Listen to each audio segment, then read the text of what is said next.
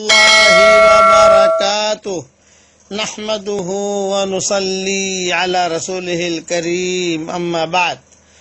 آج کا سبق سن لیجئے، سبق نمبر 400، سبق نمبر 400۔ پہلے میں جو حدیث پڑھ رہا ہوں وہ حدیث سن لیجئے۔ عن ابی ہریرہ رضی اللہ تعالی عنہ قال قال رسول اللہ صلی اللہ علیہ وسلم من صلی علی فی کتاب لم تزل الملائکۃ تستغفر له ما دام اسمی فی ذلک الکتاب۔ الحدیث رواہ الطبرانی، کذا فی الترغیب، کذا فی کنز العمال۔ ترجمہ: حضرت ابو ہریرہ رضی اللہ تعالیٰ عنہ سے روایت ہے کہ حضرت محمد صلی اللہ علیہ وسلم نے ارشاد فرمایا، جس شخص نے کسی کتاب میں مجھ پر درود شریف لکھا تو جب تک میرا نام اس کتاب میں باقی رہے گا فرشتے اس لکھنے والے کے لیے مسلسل دعائے مغفرت کرتے رہیں گے۔ یہ حدیث طبرانی میں ہے اور میری کتاب گلدستہ مغفرت صفحہ 170 پر بھی ہے۔ اب اس کی تشریح مختصر سن لیجئے۔ حدیث کا جو درجہ ہو وہ تو محدثین کے یہاں وہ بات الگ ہے، لیکن فضائل میں یہ حدیث کئی کتابوں میں آئی ہے۔ نمبر 1۔ نمبر 2، کوئی بھی درود اپنے پاس لکھ کر آپ رکھ دیجئے۔ کتاب کا مطلب یہ نہیں ہے کہ آپ کوئی تفسیر لکھیں یا کوئی کتاب لکھیں یا بکھرے موتی لکھیں اس میں درود شریف آئے، یہ مطلب نہیں ہے، وہ اونچا درجہ ہے کوئی کتاب لکھے وہ، لیکن ہر آدمی ہر عورت کتاب نہیں لکھ سکتے۔ آپ اپنے ہاتھ سے کوئی بھی درود صلی اللہ علی النبی الامی، اللہم صلی علی محمد، یا درود ابراہیمی، یا جو بھی درود یا میں امیجز بنا کے بھیج رہا ہوں وہ لکھ کے رکھ لیجئے۔ یعنی آپ اپنے ہاتھ سے لکھ کر درود شریف اپنے پاس رکھ لیجئے جب تک وہ اچھا آپ اپنے پاس نہ رکھ سکیں، آپ کے گھر میں لکھا ہوا ہے۔ خلاصہ کلام یہ کہ آپ لکھیں اپنے ہاتھ سے، یہ نہیں کہ کسی اور سے لکھوائیں کہ ذرا میرے لیے لکھ دو، نہ، آپ لکھیں، اور لکھنے میں کوئی زیادہ دیر نہیں لگتی۔ تو جب تک یہ لکھا ہوا درود رہے گا مسلسل فرشتے آپ کے لیے دعائے مغفرت کرتے رہیں گے۔ اور ایک بات اور عرض کرتا ہوں کہ یہ جو بھی ہمارے مصنفین یا علماء کتابیں لکھتے ہیں تو سواد جہاں محمد صلی اللہ علیہ وسلم کا نام آیا تو تو سواد لکھنا یہ ادب کے خلاف ہے۔ پورا درود لکھنا چاہیے، پورا درود یہ آدمی کو لکھنا چاہیے۔ اس میں جو ہے عزت بھی ہے اور اس میں رحمت بھی ہے اور اس میں برکت بھی ہے کہ جہاں میں نے اپنی کتابوں کا تو معمول بنا رکھا ہے، لیکن بعد میں جو لوگ تباہ کرنے والے ہوتے ہیں وہ صفحات زیادہ نہ ہو اس وجہ سے وہ سواد لکھتے ہیں، وہ میرے اختیار کی چیز نہیں ہے کہ میں نے اپنی ساری کتابوں میں جتنے بھی چھاپنے والے ہیں سب سے کہہ دیا بھی میں جیسا درود لکھوں اس طریقے سے درود لکھو۔ آپ قرآن شریف کا ترجمہ بھی کر رہا ہوں یا کوئی تشریح، ابھی ہماری کتاب آ رہی ہے قرآن شریف کی کتاب یعنی منتخب آیات کی کہ بھی یہ آیت کا ترجمہ تشریح، یہ آیت کا ترجمہ تشریح، تو اس میں جہاں حضور صلی اللہ علیہ وسلم کا نام آیا پورا درود، تو یہ پورا درود شریف لکھنے کا اہتمام کریں۔ جو بھی ہمارے مصنفین ہوں علماء ہوں ان سے میری درخواست ہے کہ جب بھی اپنی کتاب لکھیں، کوئی بھی کتاب لکھیں، کہ تورات میں لکھا ہے کہ اس امت کے علماء کتابیں بہت لکھیں گے، تو پورا درود جہاں حضرت محمد صلی اللہ علیہ وسلم کا نام آیا پورا نام، یہ نہیں کہ محمد پھر سواد پھر حضرت محمد پھر سواد، یہ علماء نے لکھا ہے، یہ ادب کے خلاف ہے۔ اللہ تعالی ہم سب کو درود شریف پڑھنے کی لکھنے کی اللہ تعالی ہم سب کو توفیق عطا فرمائے۔ بقیہ تفصیل کل انشاءاللہ۔ والسلام علیکم ورحمۃ اللہ وبرکاتہ۔ میرے ساتھ ایک مرتبہ درود شریف تو پڑھ لو بھائی۔ اللہم صلی علی سیدنا محمد وعلی آل سیدنا محمد عدد خلقک ورضا نفسک وزینت عرشک ومداد کلماتک. اچھا تو یہ ہے کہ یہی درود شریف لکھ کر اپنے پاس رکھ لیجیے آپ. اللہ عمل کرنے کی توفیق عطا فرمائے. والسلام علیکم ورحمۃ اللہ وبرکاتہ. وآخر دعوانا ان الحمد للہ رب العالمین.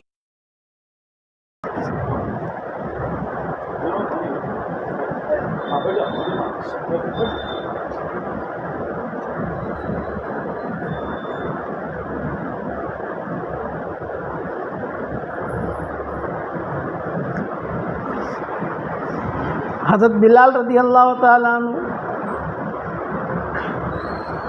مل گئی تو روزی، نہ ملی تو روزہ. یہ ان کی ترتیب تھی. چہرے کے اعتبار سے کوئی بھی کہتے ہیں کہ کوئی کشش کی جتنی چیزیں ہوتی ہیں وہ نہیں تھی. کہ رنگ کالا، آنکھیں چھوٹی اور اس میں سرخ ڈورے، اور سر بھی چھوٹا اور سر کے گنجے. یہ ان کا حلیہ لکھا ہے علماء نے. اور قد لمبا اور ہونٹ بھی موٹے. یہ ان کا حلیہ. کشش کی کوئی چیز نہیں ہے، لیکن دین ہے. اس دین کی وجہ سے حضور صلی اللہ علیہ وسلم نے فرمایا ہنیئا لک یا بلال، بلال تیرے لیے خوشخبری ہے. حشر کے میدان میں لوگ پیدل چلیں گے، میں اللہ کا نبی براق پر رہوں گا، اور تو میرے آگے آگے سرخ اونٹنی پر اذان دیتا ہوا چلے گا. یہ شاباشی ملی. وَلِكُلِّ دَرَجَاتٍ مِّمَّا عَمِلُوا. کام کرے گا شاباشی ملے گی، لیکن کام میں اخلاص ہونا چاہیے. گش کرے، گش میں اخلاص ہونا چاہیے. تعلیم میں بیٹھے، تعلیم میں اخلاص ہونا چاہیے، رواجی نہیں. کہ آدمی جو ہے ہر چیز میں جس میں اخلاص ہوگا وہ اللہ تعالیٰ اسے اپنے ہاتھ میں لے لے گا. چنانچہ آپ نے فرمایا ہنیئا لک یا بلال، بلال تیرے لیے خوشخبری ہے، حشر کے میدان میں سارا مجمع پیدل چلے گا، میں اللہ کے نبی براق پر، اور تو میرے آگے آگے سرخوں اونٹنی پر اذان دیتا ہوا چلے گا. جب تو اشہد ان لا الہ الا اللہ پر پہنچے گا تو ابو جہل بھی کہے گا صدقت یا بلال. ابو لہب بھی کہے گا صدقت یا بلال، بلال سچ کہا تو نے. یہ سب اقرار کریں گے. فَأَنَّىٰ يُقْبَلُ تَصْدِيقَهُمْ، ان کا تصدیق کرنا قبول نہیں کیا جائے گا. یہ شابش کہاں پر ملی؟ دینداری تھی. تو ہمیشہ یاد رکھنا دیندار مرد اور عورتیں جو ہوں گے انہیں شاباشی اللہ دیں گے، اور بے دینوں کے لیے کوئی جگہ نہیں. ہاں مال مل جائے گا، مال تو ختم ہونے والا ہے، موت پر ختم. پھر آگے فرمایا بلال تیرے لیے خوشخبری ہے، انا اول من اقرع الباب، سب سے پہلے جنت کا دروازہ میں کھٹکھٹاؤں گا. تو اندر سے پوچھے گا رضوان من القارع، یہ دروازہ کھٹکھٹانے والا کون؟ تو میں کہوں گا محمد ابن عبداللہ ابن عبد المطلب. دروازہ کھلے گا. فرمایا کہ بلال تیرے لیے خوشخبری ہے، میں سرخ اونٹنی پہ رہوں گا اور اس کی نکیل اور لگام تیرے ہاتھ میں ہوں. اپنا ڈرائیور بنا دیا. بڑا آدمی اپنا ڈرائیور عام آدمی کو نہیں بناتا. جو بڑے لوگ ہوتے ہیں، بادشاہ ہوں یہ، تو ان کے ڈرائیور بھی اسی مزاج کے اعتبار سے ہوتے ہیں. ہمیں جو ہم حج میں جاتے ہیں تو وہاں ایک علی اللحیانی ہے لڑکا، یہ بادشاہ کا ڈرائیور ہے. وہ ہمیں حج کراتا ہے، وہ ہمارے ساتھ بیٹھتا ہے، پہلے سے چھٹی لے لیتا ہے کہ بھائی شیخ کو حج میں کراؤں گا. اب ہے بادشاہ کا ڈرائیور، ان کے بھائیوں کا ڈرائیور. تو میں کبھی کبھار اس سے چھیڑتا ہوں اس کو، بھائی کیا قانون ہوتے ہیں تمہارے یہاں؟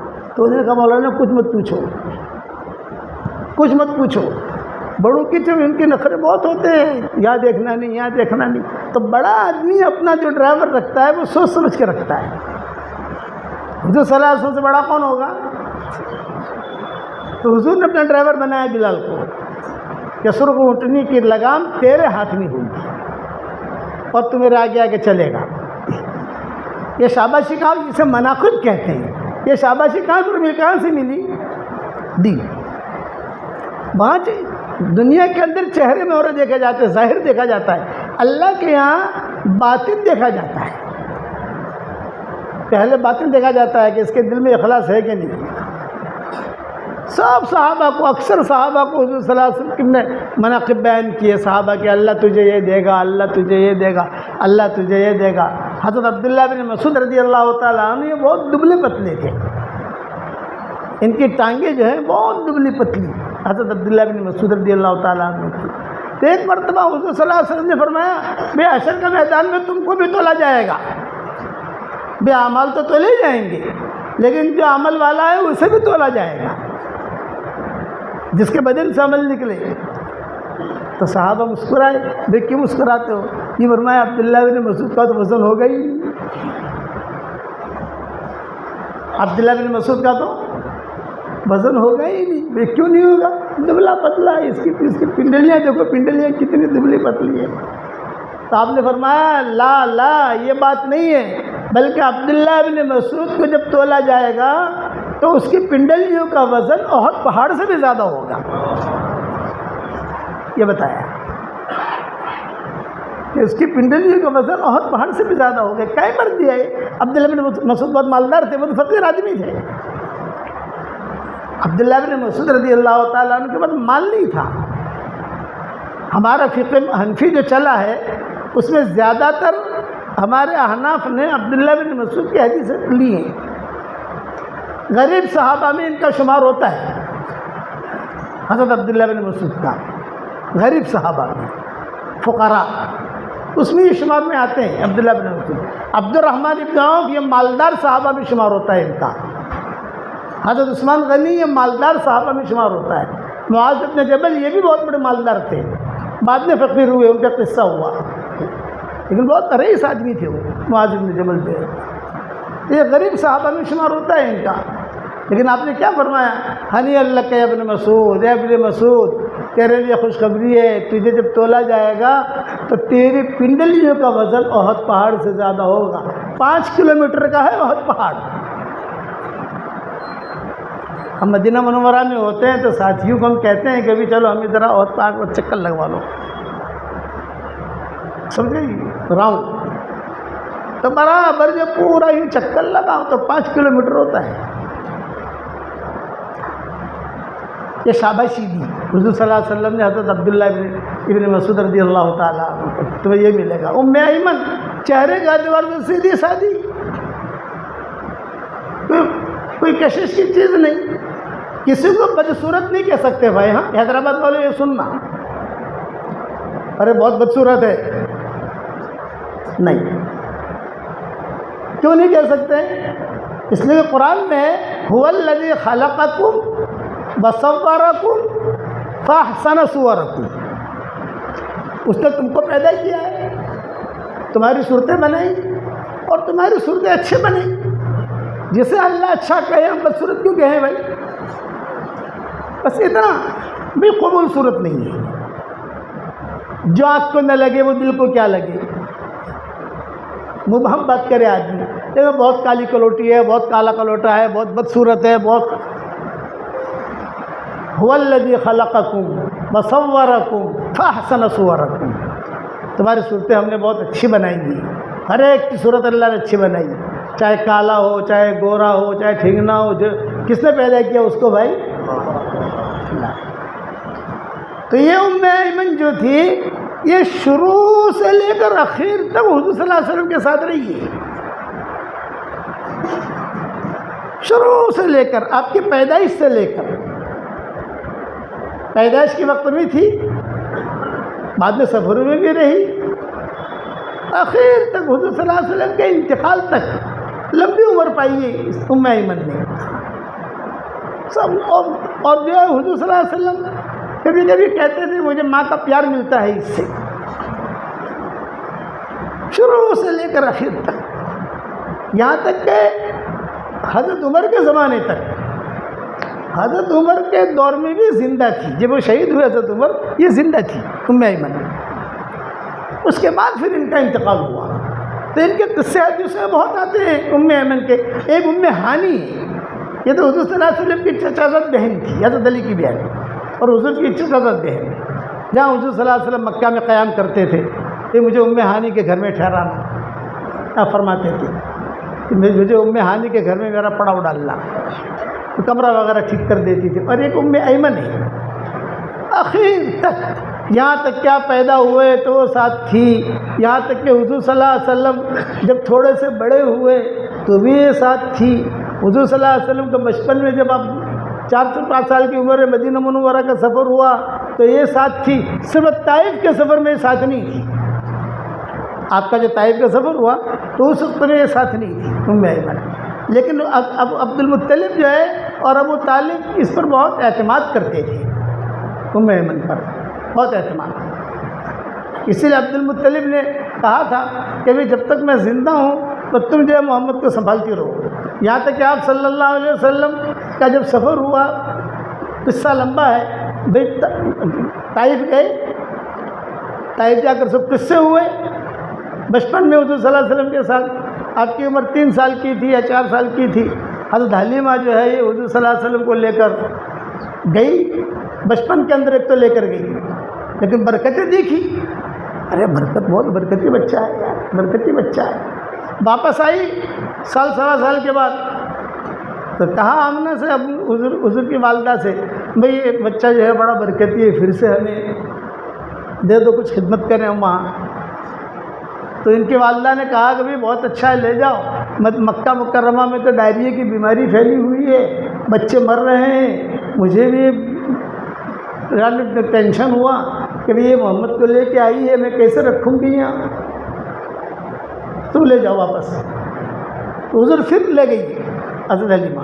اب جب بڑے ہوئے حضور صلی اللہ علیہ وسلم، 2.5 سال 3 سال، تو آپ صلی اللہ علیہ وسلم دوڑتے تھے وہاں۔ 2.5 سال 3 سال کا لڑکا تو تھوڑا سا دوڑتا ہے، بھاگتا ہے، بیٹا یہ لے آؤ، لے آتا ہے، کام کرتا ہے تھوڑا بہت جو ہے۔ تو حلیمہ نے ایک کام یہ کیا کہ روزانہ حضور صلی اللہ علیہ وسلم کے کپڑے بدلتی اور غسل بھی دیتی، نہلاتی، اور اس دور کے اعتبار سے بن سنور کر جو بچوں کو بننا سنوار کر کے تیار کر کے اپنے بیٹے بیٹیوں کے ساتھ جنگل میں بکریاں چرانے بھیج دیتی۔ یہ حلیمہ نے ترتیب شروع کی، بھئی یہاں ہے، گھر میں بیٹھے بیٹھے کیا کرے گا، تھوڑا بچوں کے ساتھ جائے گا، کھیلے گا، کودے گا، وہاں آبشار ہے، طائف قبیلے بنو سعد کا مطلب ہمارا ہندوستان کا شملہ، ہمارا ہندوستان کا کشمیر، وہاں آبشار بھی ہے، وہاں باغات بھی ہے، وہاں انگور بھی ہے، وہاں گلاب بھی بہت پکتے ہیں، طائفی گلاب بہت مہنگا ہوتا ہے، وہاں کی زمینوں کے بھاؤ بھی بہت مہنگے۔ تو حضور صلی اللہ علیہ وسلم کو بھیجتی روزانہ، آپ صلی اللہ علیہ وسلم بھی بھائیوں کے ساتھ جاتے، کھیلتے کودتے، شام کو واپس آ جاتے۔ ایک دن ایسا ہوا کہ سارے کے سارے بھائی کھیل رہے تھے اور آپ بھی کھیل رہے تھے سب بھائیوں کے ساتھ، تو کچھ فرشتے آسمانوں سے آئے قبیلے بنی سعد میں، اور سب بھائیوں نے دیکھا آسمان سے کوئی لوگ اتر رہے ہیں، اور پھر جو ہے حضور صلی اللہ علیہ وسلم جہاں کھیلتے تھے بیچ میں، وہاں سے فرشتے آئے، فرشتے نے وہیں سے اچک لیا۔ سب بھائیوں نے دیکھا، ارے ہمارا بھائی، قریشی بھائی کہتے تھے، قریشی بھائی، اخونا قریشی، اخونا قریشی، قریش تھے نہیں مکہ والے سب، قریشی، اخونا قریشی، اخونا قریشی، اخونا قریشی لے جا رہے ہیں، ان کی تو کوئی طاقت ہے نہیں کہ حضور کو چھڑانے کی۔ اور بڑی پہاڑی تھی وہاں پر، وہ پہاڑی اب بھی ہے، کبھی جانا ہو تو دیکھ لینا، ٹور والے دکھا دیں گے آپ کو انشاءاللہ۔ اس پہاڑی پر حضور صلی اللہ علیہ وسلم کو بٹھایا، یہ لوگ دیکھ رہے ہیں نیچے سے سارے کے سارے، حضرت شیما بھی تھی اس میں دیکھنے والوں میں، رضائی بہن تھی حضور صلی اللہ علیہ وسلم کی، دیکھ رہے ہیں کہ کیا ہو رہا۔ فرشتوں نے مل کر کرتا نکالا، آپ کو لٹایا، سب دیکھ رہے ہیں یہ لوگ۔ پھر جو آپ کا شق صدر ہوا، جو شق صدر ہوا، سینہ چاک کیا تو خون نکلا، جو خون نکلا تو ظاہر بات ہے کہ آدمی خون سے گھبراتا ہے، ارے خون نکلا، یہ تو مر گیا، ہمارا بھائی تو مر گیا۔ اور فرشتوں نے جو کرنا تھا، اندر سے کچھ چیزیں نکال لی، اندر کوئی چیز رکھی جو اللہ کا غیبی نظام تھا، وہ ہوا سارا کا سارا۔ لیکن خون دیکھا تو یہ بچے ہی تو سارا کا سارا گھبرائے اور یہ گاؤں کی طرف بھاگے بکریاں چھوڑ کر، اور ایک ہی بات، اخونا قریشی مات، ہمارا قریشی بھائی مر گیا، ہمارا قریشی بھائی مر گیا۔ میں اصل قصہ سنا رہا ہوں ام ایمن پر کہ چہرہ مہرہ کیسا تھا اور درجہ حضور نے کیا دیا، شاباشی کیا ملی۔ تو ہمیشہ یاد رکھنا، شاباشی جو ملے گی وہ چالاکیوں پر نہیں ملے گی۔ دعوت کا کام اگر وہ چالاکیوں سے کرے گا تو محروم رہے گا، اور دعوت کا کام اگر اخلاص سے کرے گا تو وہ چمکے گا۔ میرے والد صاحب رحمۃ اللہ علیہ فرماتے تھے بھرے مجموع میں، یہ کہتے تھے کہ آج کل لوگ دعوت کے کام میں اس لیے نکلتے اسرائیل منڈی اچھی ہے، یہ منڈی اچھی چل رہی ہے، کھانا بھی مل جاتا ہے، سفر بھی ہو جاتے ہیں، دنیا بھی دیکھ لیتے ہیں۔ ابا کہتے تھے کہ یہ محروم رہے گا، یہ آدمی محروم ہے، یہ ذمہ داریوں کا کام ہے۔ نبیوں کی ذمہ داری دی جاتی تھی جو آپ کو اللہ نے مجھے اور آپ کو دی ہے۔ اس لیے ہمارا دعوت کے کام میں کوئی چالاکی نہیں چلتی، جو اخلاص کے ساتھ چلتا رہے گا، کوئی اسے پہچانے نہ پہچانے، لیکن اللہ اس کو پہچانے گا اور اللہ اس کو اپنے لیے قبول چھانٹ لے گا۔ هو اجتباکم وانا اخترتک فاستمع لما یوحی، موسیٰ علیہ السلام کو کہا میں نے تجھے پسند کر لیا ہے، بس ختم ہو گئی بات، میں نے تجھے چھانٹ لیا ہے۔ هو اجتباکم، اللہ نے تم کو چھانٹا ہے، کن کو؟ ہم کو۔ اب اس میں اگر آدمی چالاکیاں کرے تو محروم رہے گا۔ ہاں دنیا تو مل جائے گی، کرسی مل جائے گی، بیان بھی اچھا کر لو گے آپ، سب کچھ ہوگا۔ سب سے پہلے جہنم میں کون جائے گا؟ ایک سوال ہے کہ سب سے پہلے جہنم میں کون جائے گا؟ یہود نصارہ؟ نہیں۔ مشرکین؟ نہیں۔ مجوسی؟ نہیں۔ تو کون جائے گا؟ وہ دین کے کام کرنے والے سب سے پہلے جہنم میں ڈالے جائیں گے جن کی نیتوں میں کھوٹ تھا۔ صحیح حدیث ہیں۔ یسعر کا مطلب ہے جہنم بھڑکائیں گے، ہم ایسے لوگوں کو ڈال کے جہنم بھڑکائیں گے، ڈالیں گے جا کے جہنم بھڑکے، خود بھی ڈوبے اور قوم کو بھی ڈوبویا۔ تو شاباشی جو ملتی ہے وہ انسان کی اندر کی نیت پر ملتی ہے۔ وَمَنْ أَرَادَ الْآخِرَةَ وَسَعَى لَهَا سَعْيَهَا وَهُوَ مُؤْمِنٌ فَأُولَئِكَ كَانَ سَعْيُهُمْ مَشْكُورًا، جو آخرت کا ارادہ کرے اور اس کی صحیح کوشش کرے اور ایمان کی حالت میں کرے، یقین کے ساتھ کرے، اللہ کہتے ہیں کہ اس کی کوشش ہمارے یہاں قابل قبول ہے۔ آپ کا کوئی بھاؤ پوچھے نہ پوچھے، آپ کو کوئی ہدیہ دے نہ دے، آپ کو کوئی کرسی دے نہ دے، کوئی آپ کو آگے بلائے نہ بلائے، اللہ کی بزم سے نکلنا نہیں چاہیے۔ لوگ سمجھے مجھے مسکین و حقیر و تنقی، شاعر کہتا ہے لوگ سمجھے مجھے مسکین و حقیر و تنقی، وہ نہ کہہ دے کہ میری بزم کے قابل نہ رہا۔ اگر اللہ نے کہہ دیا کہ یہ زہریلا پھوڑا ہے اور یہ بگڑا ہوا مال ہے، یہ میری بزم کے قابل نہیں ہے، تو وہ آدمی ہلاک ہو جائے گا۔ یہ ام ایمن سیدھی سادی، لیکن چانس ان کو اتنا ملا ام ایمن کو کہ یہ حضور صلی اللہ علیہ وسلم کی شروع سے لے کر مرتے دم تک، جب تک آپ دفن نہیں ہوئے، کام کرتی رہی۔ پھر بعد میں حضور صلی اللہ علیہ وسلم نے ان کے مناقب بیان کیے۔